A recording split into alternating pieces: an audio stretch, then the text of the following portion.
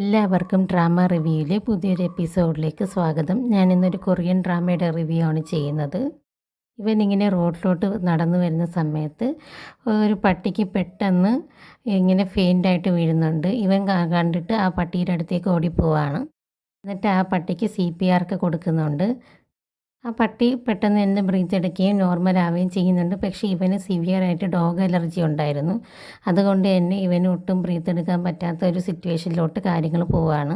അവൻ്റെ ഫേസൊക്കെ അലർജി കാരണം റെഡ് കളറാവുകയും അവൻ്റെ ബ്രീത്തിങ് ഒക്കെ സ്റ്റോപ്പ് ആവുകയും ചെയ്യുകയാണ്. അവൻ പെട്ടെന്ന് തന്നെ തലകറങ്ങി വീഴുന്നുണ്ട്. അപ്പോൾ അവൻ്റെ കൂടെയുള്ള ആൾ അവന് CPR കൊടുക്കാൻ വേണ്ടി പോവുകയാണ്.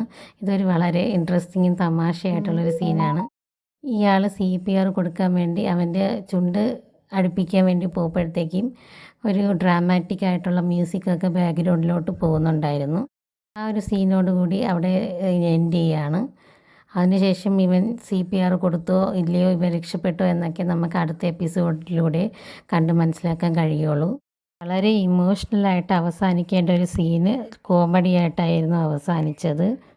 ഈ ഡോഗ് അലർജി ഉള്ളവർക്ക് മനസ്സിലാവും അത് എത്രത്തോളം സിവിയർ ആണെന്നുള്ളത്. പക്ഷേ അവന് ഇത്രയും സിവിയർ ആയിട്ടുള്ള ഡോഗ് അലർജി ഉണ്ടെങ്കിൽ പോലും അവനൊരു പട്ടിയുടെ ജീവൻ രക്ഷിക്കാൻ വേണ്ടി കൂടെ നിന്നു. ഒരു പട്ടിയാണെന്ന് പോലും ഓർക്കാതെ അവൻ CPR ഒക്കെ കൊടുക്കുന്നുണ്ടായിരുന്നു.